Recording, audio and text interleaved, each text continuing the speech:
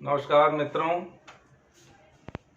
प्रणव आदरणीय एवं स्नेहशील श्रोता समाज को मैं राइटर आशुतोष पांडे उर्फ आशु बाबा हृदय से नमन करता हूं। आज मैं अपने गीत संगीत के क्षेत्र में बढ़ते हुए शुरुआती कदम की तरफ आपको ले चलूंगा। आप लोगों के विशेष प्यार, दुलार और आशीर्वाद के बदौलत आज मैं जो कुछ भी हूँ, जहाँ कहीं भी हूँ, उसका मैं शुक्रगुजार हूँ। तो आइए इस पर एक नज़र डालते हैं। मैं आपको बताना चाहूँगा कि शुरू से ही मुझे इस चीज़ों के प्रति लगाव रहा है और किशोरावस्था में हम लोग थे। उस समय ही हम लोग गांव के कुछ मित्र लोग मिलकर के एक ग्रुप संरचना करी और एक उस समय अभी भी गांव में है, आप लोगों ने देखा होगा, नाटक वगैरह होता है। मुझे याद है 2-2 रुपये चंदा वसूल करके हमारे दलान पर जो चौकी रहा करता था उसको बाहर निकाल करके चांदनी, जो पहले मिट्टी के घरों में छतों में लगाया जाता था, उसको पर्दा बना करके हमने एकांकी नाटक, एकांकी जो लोग नहीं समझ रहे होंगे उनको मैं बताना चाहूँगा, एक अंक का, एक अंकी मतलब बहुत छोटा सा लघु नाटक करके मोहल्ले के 10 लोग, अग्रज, अनुज, माता, बहन, सबको इकट्ठा करके अब लोगों ने अपने मतलब वो क्या करते थे और धीरे धीरे लगातार कई सालों तक हम लोग अपने गांव में नाटक का मंचन करते रहे और अच्छी प्रस्तुति जो करते हैं।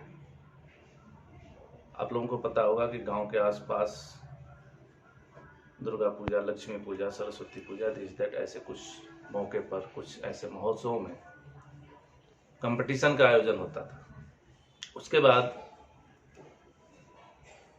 मैं दिल्ली में छोटा मोटा जॉब करके गुजारा करने के दरमियान भी आपको बताऊं, मैं हॉस्पिटल से जुड़ा था। उसके बाद से महोत्सव में, वर्षगांठ में हमें वहाँ के कुछ अधिकारीगण मौका दिया करते थे। उसी में किसी ने मुझे सलाह दिया कि देखिए, आप इतना अच्छा लिखते हैं, आप अभी तक सोशल मीडिया से क्यों नहीं जुड़े। फिर उन्होंने इस चीज़ों को बताया। इस बीच मैं आपको बताऊं, कई पत्र पत्रिकाओं में, अखबारों में अक्सर हमारे आलेख आने शुरू हो गए थे। फिर मार्च 2016 में पहली बार मैंने अपने फेसबुक आईडी को बनाया कि किसी ने मुझे बना के दिया और फिर मैं जुड़ा।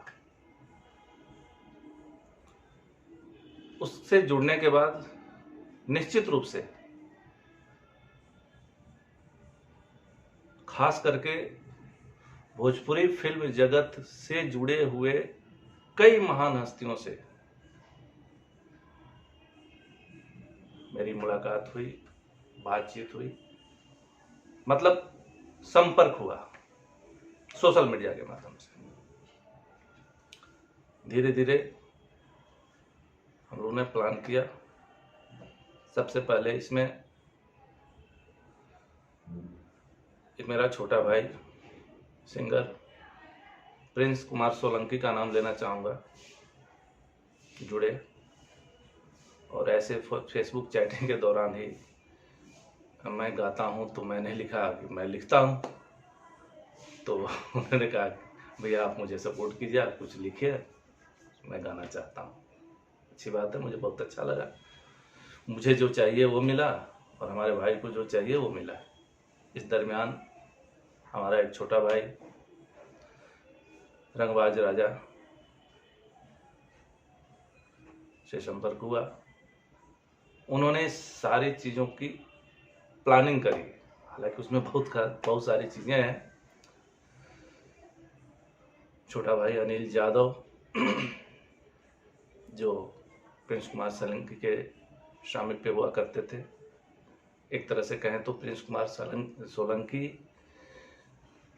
हमारे इस भाई के शामिल पे थे, मतलब घरेलू संबंध टाइप का। फिर उसमें वो इन्वॉल्व हुए। धीरे धीरे कई अड़चनों के बाद मेरे पहले एल्बम की मतलब संरचना हुई या प्लान हुआ, जो भी समझिए। इसका मूर्त रूप देने के लिए कई जगह रिकॉर्डिंग हुई, कई चीज़ें जो कि चर्चा नहीं की जा सकती शायद। एल्बम के 4 गीतों को, मतलब 4 गीतों से सजाई एल्बम था और चारों 4 रस के गीत थे, जिसे बहुत अच्छा प्यार दुलार मिला, आशीर्वाद मिला आप लोगों का। प्रिंस कुमार सोलंकी की सुमधुर आवाज़ सब जगह प्रचारित हुआ और उन्हें एक मुकाम मिला। मैं आभारी हूँ, मैं इन सभी मित्रों का, अपने भाइयों का। उसके बाद धीरे धीरे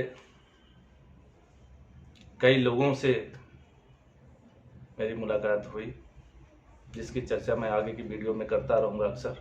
झुलनिया है राजा जी, जिसके मैं चारों गीतों को बिना रिदम के, बिना संगीत के मैं आपको सुनाना चाहूँगा। उनके शब्दों को निरख सकते हैं, हमारे भाई के सुरों को पहचान सकते हैं, और खैर रंजय बावला जी के संगीत का क्या कहना, वो तो एक जांची परखी हुई चीज़ है। तो आइए, सबसे पहला गीत झुलनिया है राजा जी, टाइटल सॉन्ग आपके सामने प्रस्तुत है।